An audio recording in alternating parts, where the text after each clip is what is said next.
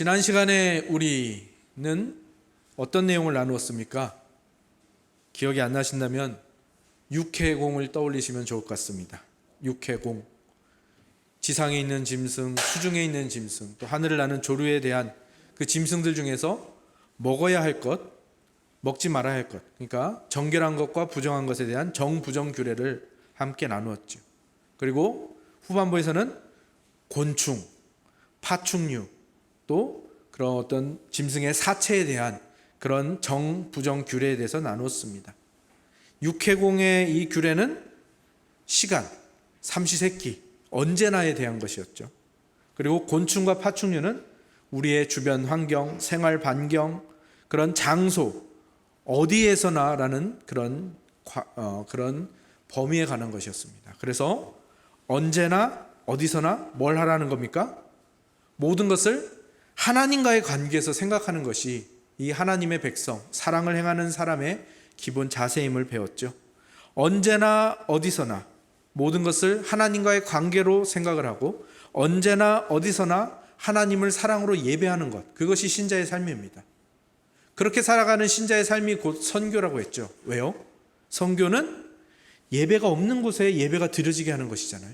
그러니까 내가 언제나 어디서나 하나님을 사랑으로 예배하는 자세로 살아가는 것, 그것이 곧 선교인 것이죠. 그것이 우리가 첫 번째 정부정 규례를 통해서 배운 바였습니다. 오늘도 그 정부정 규례가 이어집니다. 정결한 것, 부정한 것. 그러니까 그 말인즉슨 오늘 본문도 어떻게 해석하면 되겠습니까? 그렇습니다. 오늘 정부정 규례가 어떤 것이든지 상관없이 그것을 하나님과의 관계, 하나님과의 사랑 속에서 바라보면 그 해석이 쉬워지는 것이지요.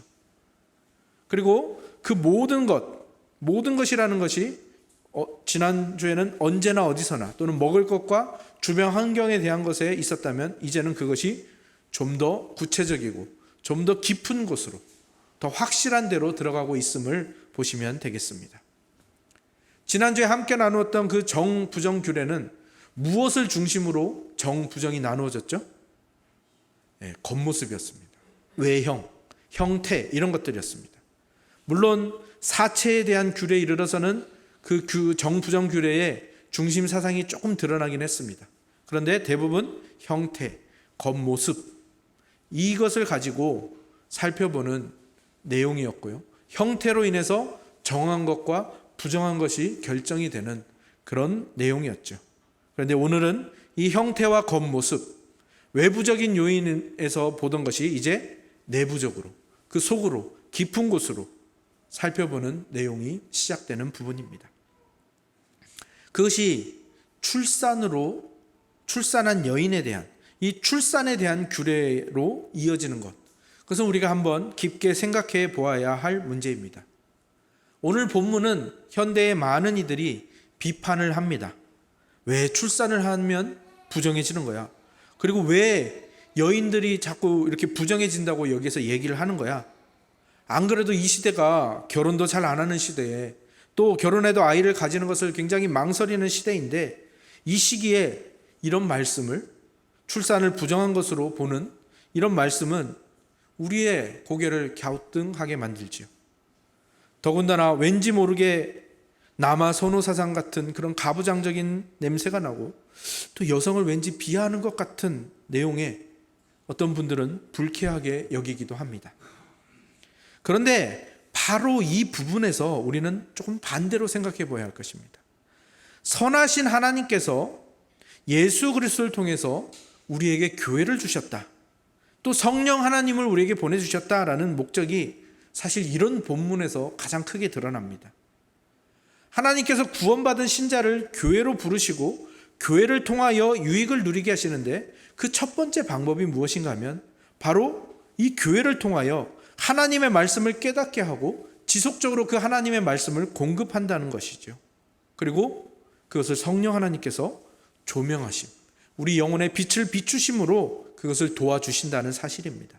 그리고 무엇보다도 그 모든 것이 우리의 선하신 아버지 하나님이 우리를 얼마나 위하시는가가 드러나는, 그리고 그 모든 것을 합력하여 선을 이루시는 분이심이 더 잘 드러나는 것이 이런 본문을 만날 때라는 것을 기억해 보시기 바랍니다. 그렇다면 오늘 이 출산에 대한 규례를 우리가 어떻게 이해하고 적용해야 하는지 한번 살펴보도록 하겠습니다. 이 출산에 대한 규례는 출산이 부정하다 또는 여아, 남아 이것이 구분되어야 된다 이런 걸 말하는 것이 아닙니다. 이 출산에 의해서 일어나는 현상들이 우리의 본성, 우리의 죄악된 본성과 너무나도 닮아 있기 때문에 이것을 가지고 시청각 교제로 삼아서 우리에게 알려주시는 거죠. 우리가 잘 아는 대로 출산을 했을 때 일어나는 현상이 뭐냐면 피를 흘려보내게 된다라는 것입니다. 이 피를 흘려보내는 것을 이스라엘 이 백성에게 하나님은 그것이 이런 것을 상징하는 것이다 라고 가르쳐 주시는 겁니다. 어떤 것을 상징할까요? 우리는 앞서 레위기의 5대 제사를 다루면서 분명히 살펴보았습니다. 하나님께서 이 피를 뭐와 동일한 것으로 취급을 하신다고요? 생명. 피는 생명입니다. 그래서 이 피는 생명의 주인이신 하나님께만 드리는 것으로 이 제사에 다 드러나고 있죠. 그래서 피를 먹지도 말고 하나님께 드리고 또 성소에 바르고 이런 일들에만 쓰지 절대 먹거나 또 사람이 가져가거나 이런 데는 절대 쓰지 않습니다. 그래서 이 레위기 전체의 흐름 속에서 그리고 지금 우리가 함께 다루고 있는 정부정 규례 속에서 이것을 굉장히 경계합니다. 몸에서 피가 흘러나가는 피뿐만이 아니라 몸의 진액이나 이런 피 이런 것들이 몸에서 빠져나가는 현상, 질병 이런 것들을 다 부정하다라고 말합니다. 왜요? 그런 현상이 부정하다, 그런 병이 부정하다, 그런 현상이나 병을 가진 사람이 부정하다라는 것을 말하는 게 아니라 무엇을 경계하는 겁니까? 사람에게서, 나에게서 생명이 빠져나간다는 것을 경계하라는 겁니다. 생명이 빠져나가는 것이 어떤 의미인지, 그리고 그것이 어떨 때 우리에게서 일어나는지를 기억하고 경계하라는 것, 그것이 오늘 본문이 우리에게 말씀해 주시는 바이죠. 생명은 오직 하나님께만 있는 것입니다. 그러면 창조물인 우리가 생명을 누리려면 어떻게 해야 될까요? 하나님 안에 있어야 됩니다. 그런데 우리 안에서 생명이 빠져나간다는 건 뭘 뜻하는 걸까요? 우리가 슬금슬금 하나님 밖으로 이렇게 빠져나가는 모습을 상징하는 거예요. 근데 그게 우리의 본성과 너무 잘 맞는 거예요. 너무 자연스러운 거죠. 우리는 그냥 가만히 있으면요, 그냥 중립을 지킬 것 같고 가만히 있으면 죄도 안 질 것 같지만 그렇지 않습니다. 우리 인간은 본성 자체가 자기 중심적이고 하나님을 거부하는 본성을 가지고 있기 때문에 우리는 가만히 있으면 자기도 모른 채 이렇게 밖으로 빠져나가려고 합니다. 하나님 안에서 빠져나가는 것. 이것이 우리 삶에서는 어떻게 펼쳐질까요? 자꾸 우리는 하나님 없이 뭘 하려고 해요. 예수님 없이 뭘 하려고 합니다. 그것이 우리의 본성이라니까요. 지난주 말씀이 어떤 말씀이었다고요? 언제나 어디서나 모든 것을 하나님 관계에서 바라보는 것. 왜 그 정결 규례를 우리에게 주셨는지 오늘 본문에서 분명히 말하고 있는 거예요. 우리의 본성은 그걸 안 하려고 한다. 우리의 본성은 모든 것을 하나님 없이 하려고 한다라는 것을 말해주는 거예요. 이것을 피가 몸에서 빠져나가는 현상과 질병으로 표현하는 겁니다. 이스라엘 백성은 그 모든 것을 잘 보고 있어요. 그들의 진 자체도 이스라엘의 진, 성막이 구름기둥이 멈추면 거기에 성막을 짓고 그 주변을 진이 둘러싸서 진을 펼치잖아요. 이 진 밖은 어떤 곳일까요? 광야입니다. 그러니까 성막이 있는 하나님의 임재인 구름기둥이 있는 이 진 안은 하나님 안을 상징하고요. 그래서 그 밖으로 나가면 죽는다는 것.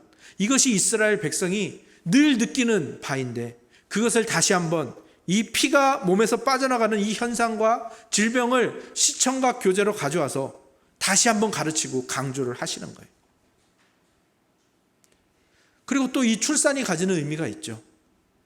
첫 인류가 죄를 지어서 타락했을 때 하나님이 그들에게 몇 가지 벌을 주시죠. 몇 가지 형벌을 주시는데 그 형벌 중에 오늘 본문과 관련된 형벌이 하나 있지 않습니까? 그게 뭐죠? 해산의 고통. 사람이 이제 해산을 할 때는 고통 중에 출산을 할 수밖에 없게 되었습니다. 사실 생명이 생명을 낳는 이 고귀한 일이 우리가 타락을 하지 않았다면 기쁨 중에 고통 없이 그 일들이 일어났을 텐데, 죄로 인하여 타락한 우리에게는 그 생명을 낳는 일조차 고통이 되었다라는 것, 그것이 우리 인류가 받은 벌이었는데요. 그 관점에서 오늘 본문을 보시면 좀 더 깊은 이해로 나아가실 수 있을 것입니다.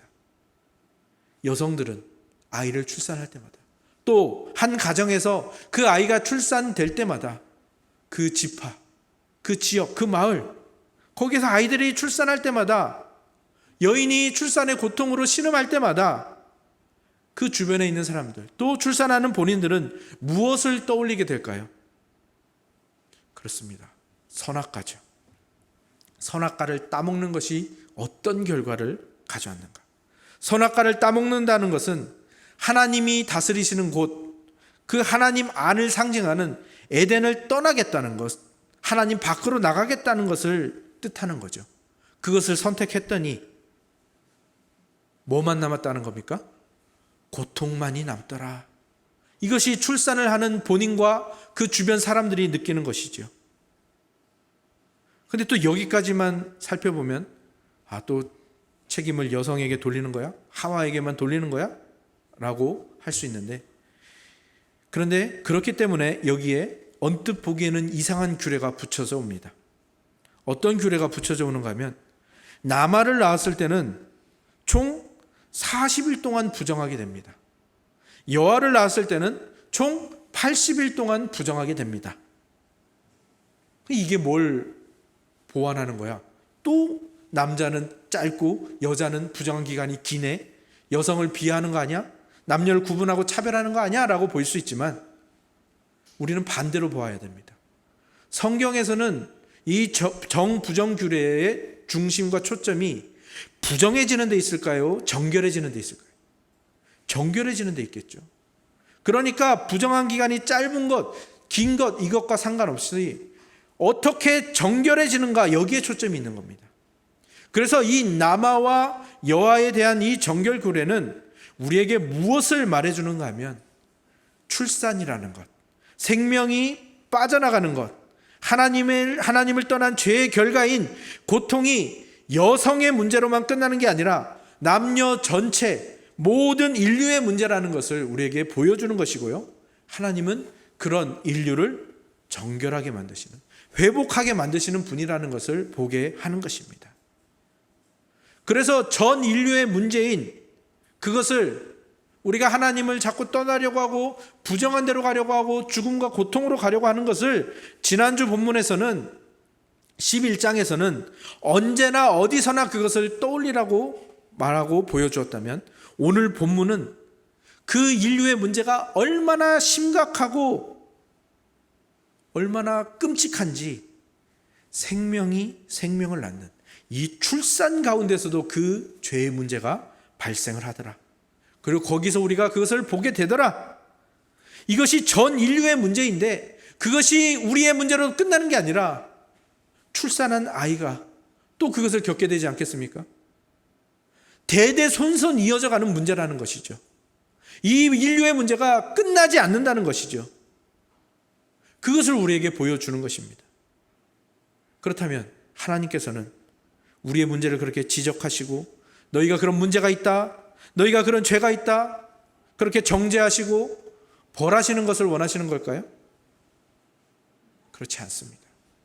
우리가 회복되기를 원하시고 원래대로 되돌아가기를 원하시는 거죠. 뜬금없는 질문을 하나 여러분께 드려보겠습니다. 축구공이 무슨 모양입니까? 축구공이 무슨 모양이죠? 둥근, 원형, 구체, 여러 가지 대답을 하실 수 있겠죠. 근데 아시는 분들은 아시겠지만 축구공은 원형이나 구체가 아니죠. 뭡니까? 다면체입니다. 흰색 육각형 조각 20개, 검은색 오각형 조각 12개를 붙여 만든 다면체입니다. 구체가 아닙니다. 다면체는 원이 아니죠. 그런데 이 축구공이 구체에 가까워지면 가까워질수록 그 성능이 좋아진대요. 탄성력과 반발력이 좋아진다고 하죠. 그래서 많은 과학자들이 축구공을 어떻게 하면 구체에 가깝게 할까 연구를 합니다. 그러면 조각을 더 많이 하면 구체에 가까워지지 않을까? 근데 그렇게 했더니 축구공이 잘 터져버립니다. 내구성이 확 떨어지는 거죠. 그래서 그 다음부터는 구체를 줄여봅니다. 조각수를 줄여봅니다. 그랬더니 구체에 가까워지면서 성능이 좋아지는 거예요. 거기에 이제 소재를 다양화해서 구체에 가깝게 구현할 수 있는 소재들을 사용하다 보니까 이제는 6조각까지 줄여졌다가 이제는 20조각에서 이번 카타르 월드컵 공인구에서는 20조각인데 그것이 구체에 아주 가깝게 구현할 수 있는 소재로 아주 구체에 가장 가깝게 구현이 된 공이라고 하고 성능도 굉장히 좋아졌다고 하죠. 제가 왜 갑자기 축구공 이야기를 꺼냈을까요? 축구공이 발전해온 과정을 한번 보셨으면 좋겠어요. 이 축구공이 발전해온 과정 중에서 가장 중요한 발견이 있었습니다. 그게 뭘까요? 축구공은 완벽한 구체가 아니다라는 발견과 인정입니다. 그래서 그걸 가지고 그 인정을 한 후에 원형과 구체에 가까워지려고 노력을 하면 할수록 성능이 좋아졌다. 이 사실을 여러분과 함께 나누고 싶었던 겁니다. 우리 인류도 마찬가지입니다. 우리가 이 인정이 필요한 겁니다. 우리가 완벽하지 않다. 우리의 본성이 이토록 악하다라는 것을 인정하는 것이 중요한 겁니다.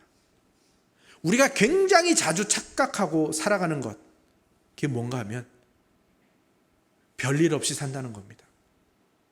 반성 없이 산다는 겁니다. 신앙적으로 말하면 회개와 돌이킴이 없이 살아간다는 것이죠. 우리 인류는요, 처음에는 정말 아름답게 창조가 되었습니다. 그런데 타락 이후에 우리는 온전하지 않게 되었습니다. 우리가 자주 범하고 짓는 죄들은 우리가 그 원래 창조받은 그 모습들, 하나님의 형상을 잃었기 때문에 나오는 본성들이고 모습들이죠. 그것을 우리가 인정하는 것, 이것이 우리 신앙에 있어서 가장 중요한 근원입니다. 그리고 그것을 인정한 후에야 잃어버린 하나님의 형상을 찾아가려고 기도하고 돌이키고 회개하고 하나님께 구하고 실천하는 그 모든 일들이 거기에서 시작이 될 수가 있는 겁니다. 그래서 그렇게 하나님의 형상을 찾아가면 찾아갈수록 축구공이 구체에 가까워지면 가까워질수록 성능이 좋아지듯이 우리도 그렇게 하나님의 형상을 찾아가면 찾아갈수록 우리의 삶이 풍성해지고 우리의 성품이 하나님을 닮아가며 그렇게 아름다워지어 간다는 것을 보여주는 것이죠. 오늘 출산에 대한 정부정 규례가 바로 여기에 초점이 있는 것입니다. 나의 잘못과 부족함과 연약함을 인정하는 겁니다. 나는 생명이 빠져나가는 존재. 나는 생명을 낳으면서도 문제를 일으킬 수밖에 없는 존재. 이걸 인정하는 겁니다. 근데 우리는 어떻다고요? 나 가만히 있을래. 나 중립적으로 가만히 있으면 별일 없이 살 수 있을 거야. 죄도 짓지 않고 그냥 중간에서 살 수 있을 거야. 이 망상을 버리는 겁니다. 이 망상을 버리는 것이 가장 중요한 겁니다. 출산으로 인해 부정해진 기간, 그것을 인정하고 생각하고 돌이키는 시간인 겁니다. 우리는 가만히 있으면 생명이 빠져나가는 선택을 하는 존재구나. 우리는 가만히 있으면 하나님 밖으로 나가는 본성을 가진 존재구나. 그것을 인정하는 시간을 가지는 것이고 기회를 가지는 것이고 그것이 우리 인생에 가장 중요하다는 것. 그리고 그것을 인정한 후에 우리가 원래 창조되었던 그 목적, 원래 하나님께서 우리에게 주셨던 그 하나님의 형상으로 돌아가는 것, 그것을 위하여 애쓰는 것이 중요하다는 것을 말해주는 것이죠. 그러면 인정하는 것은 알겠습니다. 그래, 내가 그런 존재야. 내가 그렇게 생명이 빠져나가는 존재고 가만히 있어도 하나님 밖으로 나가는 존재야. 인정.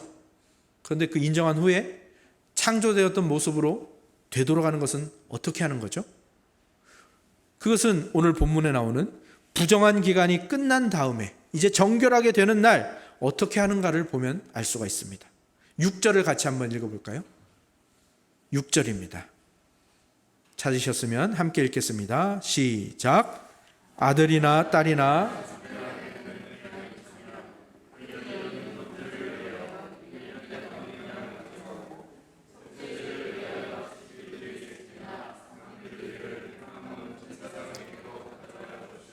아멘. 뭘 하라고 하죠? 번제와 속죄제. 우리 앞서서 살펴봤잖아요. 번제가 뭐였죠? 어떤 사랑을 가리켰죠? 100% 전부를 단순하게 해주는 온전한 사랑. 우리가 그런 존재로 창조되었습니다. 하나님이 우리를 얼마나 사랑하시는지 자신의 100% 전부를 다, 그분의 온전한 사랑을 다 담아서 우리를 창조하셨어요. 그렇게 창조된 존재가 어떤 존재가 되었죠? 우리의 전부를 다해서 하나님을 사랑할 수 있는 존재가 되었고요, 또 우리의 전부를 다해서 우리가 서로 사랑할 수 있는 존재가 되었습니다. 그걸 기억하라는 겁니다. 우리가 어떤 존재로 창조되었는지. 그리고 그러한 존재를 돌아가기 위해서, 그 원래의 모습으로 돌아가기 위해서 지금은 조금 부족하지만 전부를 주는 사랑을 연습하고 훈련하고 그것을 실천하라는 겁니다. 그게 바로 우리의 문제를 해결하는 첫 번째 방법이라는 것입니다. 두 번째, 속죄제. 속죄제는 뭐였죠? 책임지는 사람. 자신이 잘못한 것, 나의 타락한 본성이 일으키는 모든 것들, 내가 한 일에 대한 결과를 책임지는 겁니다. 물론 내가 홀로 이걸 다 책임질 수 없겠죠. 그래서 예수님이 오신 겁니다. 이것을 예수님이 우리를 위해서 책임져 주시고, 그것을 아는 우리는 그 연약함과 잘못에 대한 반성과 회개를 하면서, 근데 우리는 회개라고 하면은 자꾸 죄를 고백하는 것으로 끝나요. 회개는 두 가지입니다. 죄를 고백하고 거기서 돌이키는 겁니다. 돌이키는 것까지가 회개입니다. 우리가 이것을 잊으면 안 됩니다. 돌이키는 것이 바로 책임을 지는 대로 나아가는 거예요. 내가 그 죄를 저질렀습니다, 하나님 용서해 주세요, 끝나는 게 아니라 돌이키는 것, 그 결과에 대해서 하나님께 책임을 맡아달라고 구하면서 또한 내가 져야 될 책임을 지는 것, 이것이 속죄제가 우리에게 말해주는 것입니다. 그 죄를 끊어내는 것도 좋겠지만 그게 잘 되지 않잖아요. 그러니까 돌이키는 겁니다. 죄를 끊어지면 좋겠지만 잘 안 되니까 그 죄에 반대되는 모습들을 해나가는 것, 이게 책임지는 거거든요. 내가 급하게 화를 잘 내, 그러면 어떤 행동을 하는 거예요? 빠르게 사과하는, 이 죄의 모습을 상쇄시킬 수 있는 이 실천들을 해나가는 것, 이게 책임지는 대로 가는 겁니다. 잘못을 인정하고 반성하고 돌이키는 것, 이게 바로 우리가 창조된 목적으로 하나님의 형상으로 돌아가는 길. 오늘 이 출산 규례가 우리에게 간절하게 권면하는 바인 것이죠. 이런 시가 있습니다. 풍경이 풍경을 반성하지 않는 것처럼, 곰팡이 곰팡을 반성하지 않는 것처럼, 여름이 여름을 반성하지 않는 것처럼. 중간은 생략하겠습니다. 마지막으로, 절망은 끝까지 그 자신을 반성하지 않는다. 이 시의 제목이 절망입니다. 뭐가 절망이라고 합니까? 반성하지 않는 것, 돌이키지 않는 것, 인정하지 않는 것, 이것이 우리의 가장 큰 절망이라는 사실을 여러분 기억하셔야 합니다. 자신의 연약함을 인정하지 않고 자신의 못남과 악함을 반성하지 않는 것, 거기서 돌이키지 않는 것, 이게 우리의 가장 큰 절망입니다. 오늘 이 출산 규례는 그 절망에서 벗어나는 법을 우리에게 확실하게 보여주고 알려주고 있습니다. 오늘 우리가 선택해야 되는 길이 무엇일까요? 그것을 한번 오늘 여러분 안에 정리해 보시기 바랍니다. 이 세상에서 가장 큰 기적이 뭘까요? 이스라엘 백성이 경험한 가장 큰 기적이 뭘까요? 홍해가 갈라지는 걸까요? 이스라엘의 10가지 재앙이 내리는 그 기적일까요? 하늘에서 만나가 내리고 반석에서 물이 나는 그 기적일까요? 아니면 신약에 죽은 나사로가 살아나고 몇십 년 동안 움직이지 못한 자가 일어나고 마른 팔 가진 자의 손이 회복되고 혈루병이 고쳐지고, 이런 게 기적일까요? 아니요. 이런 것들은요, 큰 기적축에 들어가지도 못합니다. 하나님이 이 세상에 펼치신 가장 큰 기적이 뭘까요? 회개입니다. 회개. 그게 왜 기적인지 알 수 있는지 아세요? 뭘 보면 알 수 있는가 하면요, 마귀를 보면 알 수 있어요. 마귀가 절대 못하는 게 뭔지 아세요? 회개입니다. 그래서 그 마귀의 자녀들, 마귀에게 지배를 받는 사람들도 보면 제일 못하는 게 뭔지 아세요? 회개입니다. 근데 오늘 우리가 회개할 수 있다는 것, 이거보다 더 큰 기적은 없어요. 지금 여러분 이 말씀을 들으면서도 여러분 안에서 회개가 일어나잖아요. 그것보다 더 큰 기적이 없다니까요.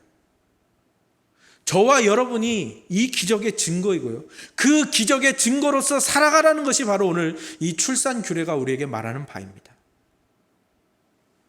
여러분, 왜 다윗이라는 사람이 하나님 마음에 합한 자라는 그 놀라운 칭찬을 받았을까요? 어떻게 히스기야 왕이 그의 전후에 그렇게 하나님으로 인해서 형통한 사람이 없었다라는 그런 칭찬을 그가 어떻게 받을 수 있었을까요? 다윗과 히스기야의 공통점이 뭔지 아십니까? 첫 번째 공통점은요, 참 재밌게도 다윗과 히스기야의 첫 번째 공통점은 그들이 죄와 실수를 잘 저지르는 사람이었다는 거예요. 두 번째 공통점이 중요합니다. 두 번째 공통점이 뭐였을까요? 즉시 회개하는 사람이었어요. 자신의 잘못을 깨달았을 때, 자기가 홀로 깨닫지 못했을 때, 누군가 선지자가 와서 그것을 지적해 주었을 때, 이 두 사람은요, 즉시 회개하고 자복했어요. 그랬더니 하나님의 선하심이 그들을 통해서 펼쳐지는 겁니다. 그들이 회복되고 늘 하나님이 함께 하시는 삶, 하나님으로 인하여 복된 삶이 그들의 회개 이후에 펼쳐졌어요. 잘못을 인정하고 돌이키는 것, 이것이 기적이고요, 이것이 레위기가 말하는 사랑으로 가는 지름길인 겁니다. 아담과 하와가 어떤 죄들을 저질렀을까요? 제가 죄들이라고 표현한 것에 초점이 있겠죠. 우리는 아담과 하와가 선악과를 따먹었다라는 것만 그들의 죄로 기억하잖아요. 아닙니다. 이들은 세 가지 죄악을 저질렀어요. 어떤 죄악이죠?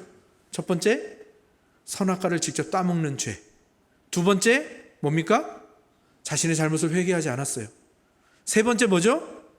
남 탓을 했어요. 당신이 주신 여자가, 당신이 만드신 저 뱀이라는 짐승이. 이게 죄의 본성이고 오늘날 우리가 자주 빠지는 함정이죠. 우리는 악한 본성이 있어요. 하나님에게서 벗어나려는 본성이 있어요. 인정합니다. 그러면 인정하고 끝나는 게 아니라 거기서 돌이켜야 되는데 자꾸 이 함정에 빠진다니까요. 그 본성대로 죄를 저지르고 그것을 회개하지 않고 남 탓을 하고 돌이키지 않는 거예요. 실수는 누구나 할 수 있습니다. 우리 중 누구도 오늘 지금 이 순간에도 죄를 지을 수 있어요. 하지만 그 함정에 빠지지 말라는 겁니다. 죄를 돌이키지 않고 남 탓을 해버리는, 회개와 돌이킴 없이 남 탓으로 가는 이 함정에 빠지지 마시라는 겁니다. 인정하고 돌이키고 표현하시라는 겁니다. 왜 사랑하는 연인들이 자꾸 서로 왜 묻죠? 자기 나 사랑해? 왜 사랑하냐고 자꾸 묻습니까? 표현하지 않으면 모르니까요. 표현되지 않는 사랑은 진정한 사랑이 아니니까요. 오늘 우리는 온갖 실수와 죄된 본성으로 말미암아 또 넘어질 겁니다. 분명합니다. 실수 안 하고 안 넘어지는 것을 기도하지 마십시오. 실수하고 넘어지는 게 우리입니다. 그런데 실수하고 넘어진 것을 어디로 가져가지 말라고요? 회개하지 않고 남 탓하는 대로, 그냥 가만히 있는 대로 가지 마시고 어디로 가라고요? 즉시 반성하고 돌이키는 것. 이 죄를 끊어낼 수 없으면 이 죄와 반대되는 것들을, 상쇄할 수 있는 것들을 그렇게 여러분에게 채워가는, 그 사랑의 표현으로 가는 그 길로 가시라는 겁니다. 그 표현을 하는 우리가 되었으면 좋겠습니다. 그렇게 우리의 실수, 연약함들이 또다시 절망과 죄책감이나 정죄로 채워지지 않기를 원합니다. 우리의 실수와 연약함이 여기에 하나님이 주신 가장 큰 기적인 회개가 덮어지고 거기에 우리의 돌이킴과 사랑의 표현들이 덮어져서 그 사랑의 실천들이 덮어져서 정말 하나님이 기뻐하시는 그 사랑의 사람이 되어가는 그런 기적과 사랑이 가득한 우리의 오늘 하루가 되기를 주님의 이름으로 축원합니다. 아멘.